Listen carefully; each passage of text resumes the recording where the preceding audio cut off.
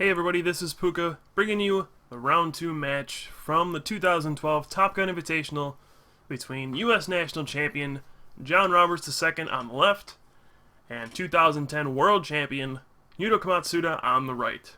Both of these guys are excellent players. They both won their first round matches against incredible opponents, and now they're going to face off here to see who moves on to the top 4 and which one will have to fight through another round and try to, oh, it looks like we have a dispute there, but try to make it to the top 4. In this tournament format, you have to win 2 out of your 3 games to advance to the top 4. If you lose 2, you're out. If you win 2, then you move on. Pretty simple. So, both these guys are just 1 win away from making it to the next round, and we'll see which one clinches their playoff berth right here. So John will go first. We had a dispute on who went first, actually. But he will go first. He gets 2 Klinks and a Kyogre out on the first turn, and all he sees is a Smeargle from Yuta, so maybe John isn't too sure on what Yuta is playing, but you can probably just assume it's what he played at Worlds, which was Darkrai Mewtwo, and I'm sure John will be thinking the same thing. Now, John, he pretty much dominated Jason Kaczynski in the first round. He has a very good matchup against Vileplume because of Kyogre, and we'll see how he can fare against a more standard deck here. The Darkrai Mewtwo deck is very, very strong, but Klinklang can certainly go toe-to-toe with it. Obviously, the main card that's going to be a factor is one that gained popularity after John won Nationals, which is Lost Remover. I know all of the Japanese players play Lost Remover, and Yuta will play at least 1, maybe 2, so we'll see if that comes into play at all. It'll all depend on how many Lost Removers and Junk Arms he can pull off, because if you can keep the energy out of play for the Klinklang deck, then you can end up just winning before they can do anything. So, Lost Remover is going to be the key for this matchup. If Yuta never draws any of them, then I think we can say that John is going to win this matchup, as long as he gets a Klinklang out.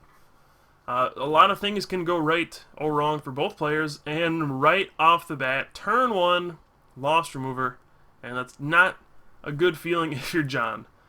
And wow, that's probably the worst thing you ever could have seen.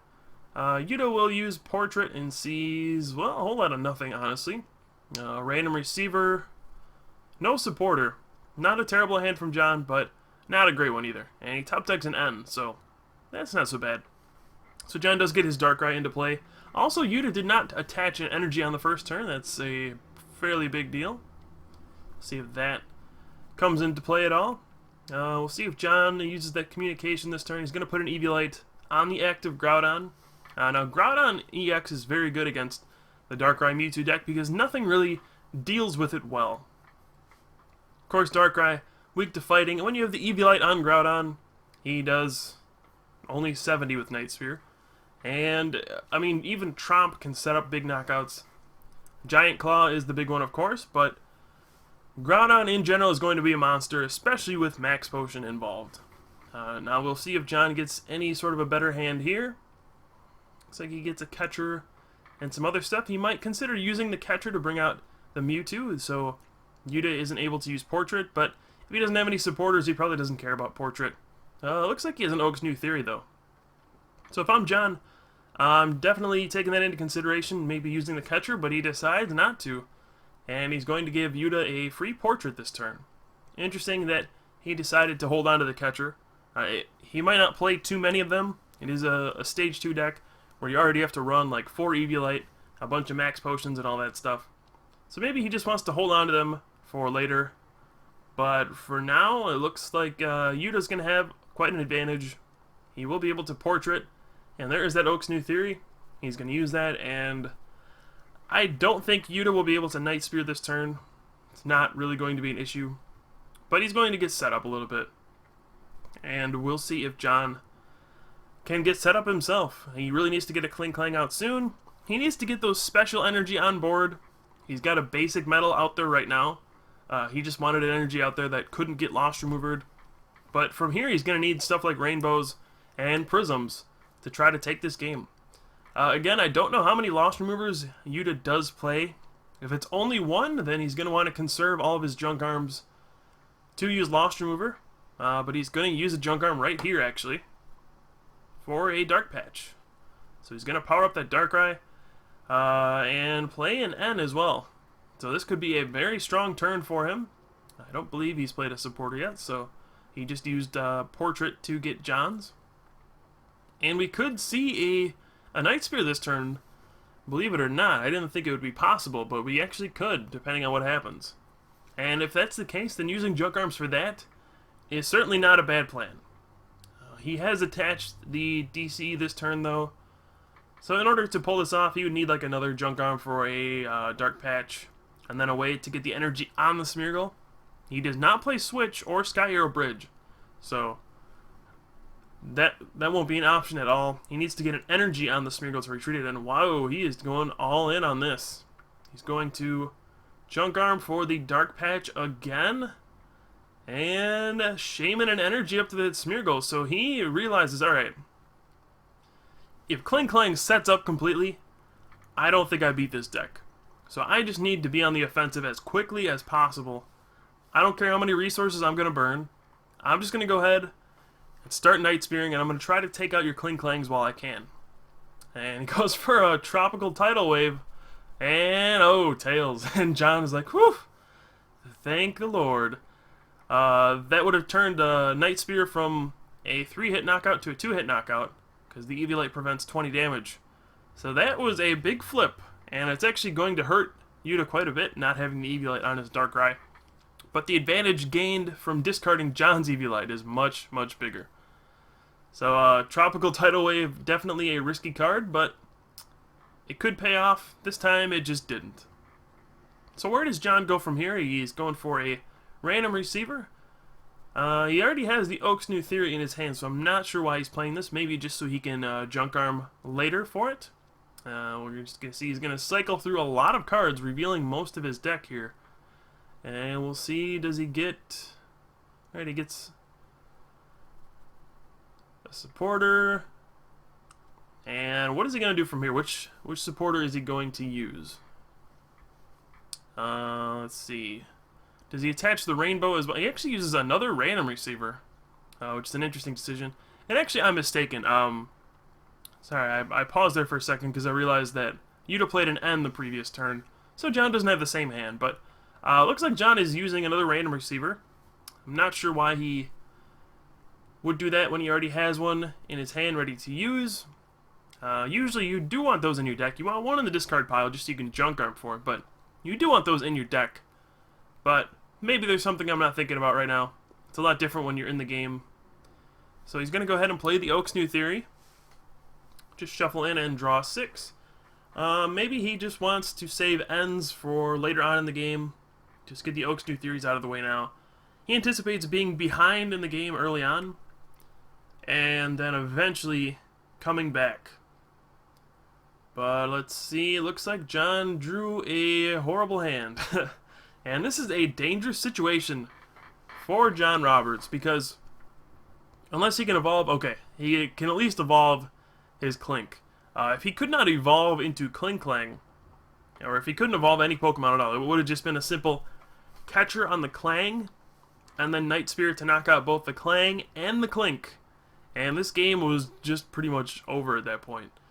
Taking out 2 of the Metal Dudes, and no energy acceleration.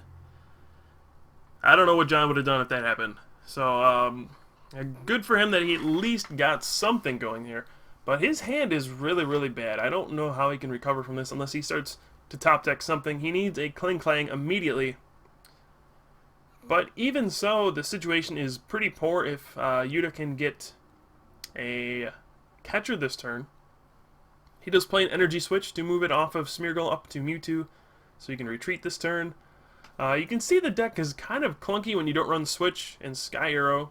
You kind of have to waste energy attachments and stuff like that on silly things like retreating Mewtwo, retreating Smeargle, even retreating Shaman sometimes. But here we go, he's going to catcher up that Klang without the damage, and he'll Night Spear, I'm sure. And then put 30 on the other Klang. And yeah, that will be a knockout. So John's in some trouble. Now, even if he evolves his Klang into Klinklang this turn, it could just get Catchered. It already has 60 damage on it and knocked out, and he will lose his energy acceleration. So really he needs a Klinklang and some max potion, or at least another Klink, to give himself a shot at moving the energy around. Because right now his energy is just kind of stranded on his Pokemon. He keeps promoting the Groudon for some reason. I'm not sure why he did that. He could have just promoted Darkrai. It had free retreat thanks to the dark energy on it. So maybe John's getting a little nervous or just a little flustered that his hand isn't as great as it could be. Not really a big mistake at all. It could have changed a few things. He could have Night Speared this turn, actually, if he wanted to. But maybe he just forgot that he doesn't have a Klinklang out there. I'm not sure what the deal is, but the way things are now, Yuta is at a tremendous advantage. And if he can just get... Well, he doesn't even need a catcher this turn. He can just hit the Groudon for 70, the Klink for 30, and then if John doesn't evolve again, it's just a catcher to take out the Klang and the Klink. And all of a sudden, John is in a world of hurt with no way out, really. Doesn't look like Lost Remover is playing as big of a role as I figured it would in this matchup. The initial one definitely set John back quite a bit, but after that, Yuta is choosing to use his Junk Arms for other stuff, mainly Catcher, which, go figure, Catcher is pretty good, and he's got gold ones, by the way. Very, very fancy. All the Japanese cards look way cooler than our shoddy English ones.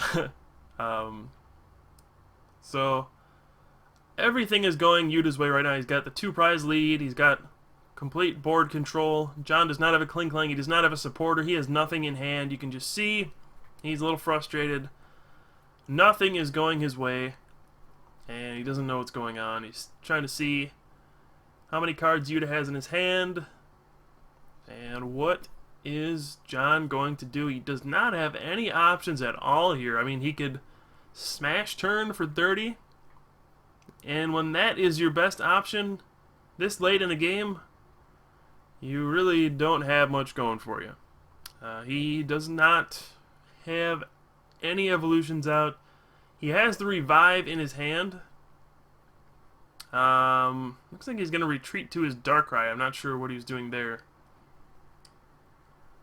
And it looks like Yuta will let him take it back. So, very friendly game between these guys. I think John maybe thought he had another special energy in his hand to use Night Spear, but he doesn't. He did last turn. He could have done it last turn. Maybe that would have changed the game. But you got to think the way things are now, there's just not a whole lot that John could do. And I think Yuta is just trying to... Look, maybe he hasn't seen Kyogre EX too often. It's not a widely played card, just mostly in the Klinklang deck. So you're just kind of looking to see, wait, how much damage does that do? Oh, 30? Okay. And John will just do 30 and switch. In all honesty, you should probably just switch to Klink, since it's already got 30 damage on it. It's going to get knocked out by Night Spear regardless. So you might as well just promote the Klink and make sure something else doesn't take a big hit for 90. But he's going to promote the Cobalion, and I don't really agree with that play too much. Just promote the Klink. It's knocked out regardless. Yuta is clearly smart enough to just go, okay, I'm going to knock out your Klink. That's not a question. So might as well just take the 30 on something else and not take 90 damage. You're really just setting yourself up to lose. Now, to be fair, John doesn't really have many good options at this point, but I mean, what can you do? This Darkrai is just going to town. There's a Mewtwo on Yuta's bench, just building up energy slowly. And man, what a sad game if you're John here. The bright side is, well, your tournament's not over. You can still win the next round. This game is not completely over, but it pretty much is. Yuta's going to go down to 2 prizes. He's got the Mewtwo now with 4 energy. He's still got another Shaman in his deck somewhere. Yeah, I mean, what do you do if you're John? You just kind of sit there and hope to top deck an N, and even if you do, I don't know if that's enough at this point. It's just too late. It just takes one Shaman and all the energy goes to Mewtwo, and you're done for. So Yuta is going to catcher out John's Darkrai. I don't mind this play. He's going to hit it for 90 and then knock out the Cavalion. And this is why he should have just promoted the Klink. Sets up this dreadful play where he gets another prize that he shouldn't have really had available to him. And John top decks a Shaman EX, so that is not going to help him one bit. He's going to catcher out the Mewtwo on the bench with no energy. Hopefully he can buy some time with that. I don't know what else he's going to do. And then it looks like he's just going to smash turn for 30 again. This is a really depressing game to watch. But sometimes this happens with the Klinklang deck. It is a stage 2 deck. It does take more to set up than this all basic deck that Darkrai Mewtwo is. So you will have some games where it's just like, ugh, I don't have anything going for me. And there's nothing I can do about it. I'm just in top deck mode and nothing is going my way. So here, let's see, we have 5, 6, 7, 8, 9 energy on Yuta's field. That will be number 10. He just needs a Shaman. If he attaches from his hand, he just needs a Shaman.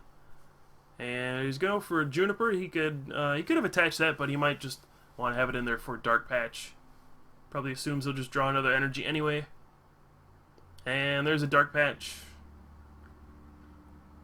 So does he hit the Shaman? He's got a double colorless in his hand as well. Yep, there's the Shaman, and that's going to be more than enough energy. And Yuta Komatsuda will take this second round game, I apologize, and he will be the first to advance to the top 4 at the Top Gun Invitational. So he gets to take the third round off because you start 2-0. You already won your 2 games. You don't have to play a third one. You just kind of get a breather, and you just kind of sit and watch. You can maybe scout the competition while everyone else dukes it out to see who makes it to the top 4. You already made it. You're comfortable. You've hit your goal. That's it.